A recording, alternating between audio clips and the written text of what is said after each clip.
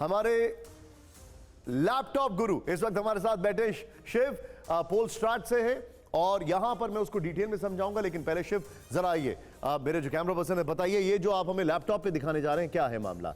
इस सीट की अगर बात की जाए, नई दिल्ली की। जी, नई दिल्ली की सीट अगर आप देखें, ये असेंबली कॉन्स्टिट्यूंसीज हैं जो डिवाइडेड हैं। हमने क्योंकि हर जगह सैंपल लिया है तो हमारे पास हर जगह का परसेंटेज है कि किस असेंबली कॉन्स्टिट्यूंसी में कौन ज़्यादा वोट ला पा रहा है। आप देख सकते हैं यहाँ पे मालवीय नगर और पटेल नगर की जो असेंबली एरियाज़ हैं वहाँ पर बीजेपी और आपका बहुत मालवीय नगर से तो सोमनाथ भारती खुद ही आते हैं। जी, वहाँ पे सबसे ज़्यादा फाइट है। 0.31% से ही आम आदमी पार्टी पीछे है, 0.31, 1% से भी कम।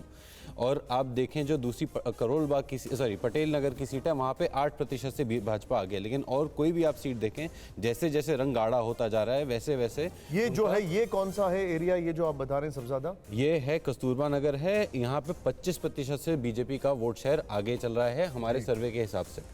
और मैं दर्शकों के लिए एक डिस्क्लेमर देना चाहता हूं कि ये जो सर्वे था ये कैंडिडेट सिलेक्शन से पहले था और जो भी अब स्थितियां आगे डेवलप हो रही हैं उससे काफ़ी बदलाव आ सकता है, जैसे कि आप इनमें भी देख सकते हैं। आप जो बता रहे हैं, एक बार यही जो आपका आंकड़ा है, मैं चाहूंगा इस पे रिफ्लेक्ट करके एक बार बड़ी स्क्रीन पर दिखाएं। ये जो लाइट कलर है, यहाँ पे मुकाबला कड़ा है। जितना डार्क होता जा रहा है वहां पर बीजेपी पावरफुल है।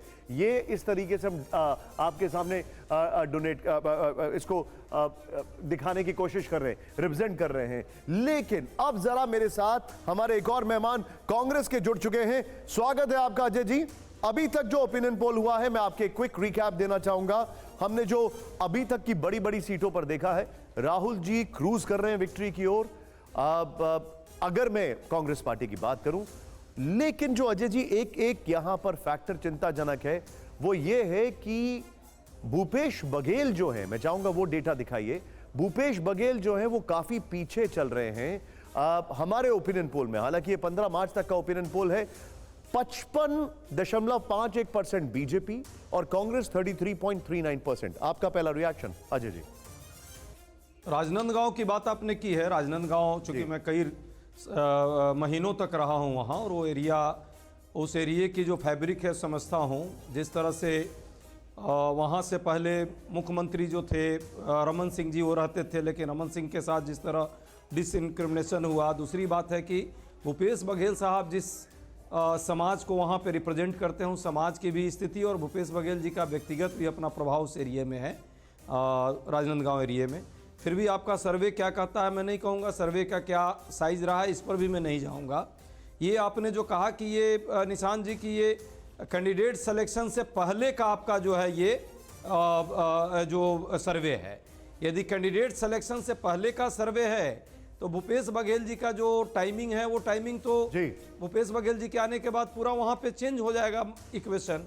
दूसरी बात है कि इलेक्ट्रोल बॉन्ड घोटाला जो हुआ है वो भी सर्वे चुकी। अजय जी मुझे एक बात बताइए, मैं आपसे एक और चीज जानना चाहूंगा, माफी चाहूंगा आपको बीच में घोटाले का मामला उसमें भी नहीं आया, बीच में आपको रोकने के लिए माफी चाहूंगा। लेकिन एक चीज है, क्योंकि अभी स्मृति जी का जो डेटा हमारे सामने आ रहा है, अमेठी से 45.67%, इंडिया अलायंस 33.84%, जो तय नहीं है वो 10.87%।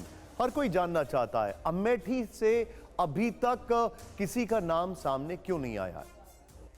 देखिए, एक सिलेक्शन की प्रक्रिया है सभी पार्टियों की, और हमारी पार्टी भी उसी प्रक्रिया के तहत जो अपना चुनाव कैंडिडेट का सिलेक्शन करती है जी, उसका सी हुआ है। अभी यूपी के कुछ सीटों पर प्रोसेस चल रहा है और शीघ्र ही, चूंकि चुनाव की जो वहाँ पे चुनाव जो होना है अभी समय है वहाँ, उस हिसाब से जो फर्स्ट फेज और सेकेंड फेज का मामला है, तकरीबन उन सीटों को हम लोग क्लियर कर रहे हैं अभी। जी। और एक आध दिन में वो भी लिस्ट आ जाएगी। जी। कुछ सीट वैसे थे जहां क्लियरिटी थी, जिन लोगों को उनको हम लोगों ने वोट दिया भी है, जो हमारे कैंडिडेट चुने गए थे, जहां सिंगल नाम आए थे।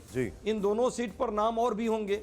लेकिन सर यूपी एक बहुत बड़ा फैक्टर है यहाँ से, ये बहुत बड़ा फैक्टर है और सबको हैरानी हो रही है कि अमेठी से अभी तक आपका कैंडिडेट फाइनल नहीं हुआ है। बहरहाल आपने एक पॉइंट ऑफ व्यू रखा है, मैं उसको रिस्पेक्ट करता हूं। अब हम दिखाते हैं आपको कुछ और सीटें और उसके बाद हमारे बाकी मेहमान और हमारे जो लैपटॉप गुरु और हमारे पोल स्टार्ट के शिव हैं उनके पास में जाऊंगा। सबसे पहले अब आपको दिखाते हैं हरियाणा की करनाल सीट का हाल क्या है। जहां से बीजेपी के पूर्व मुख्यमंत्री मनोहर लाल खट्टर को चुनावी मैदान में उतारा गया है। 64.90%।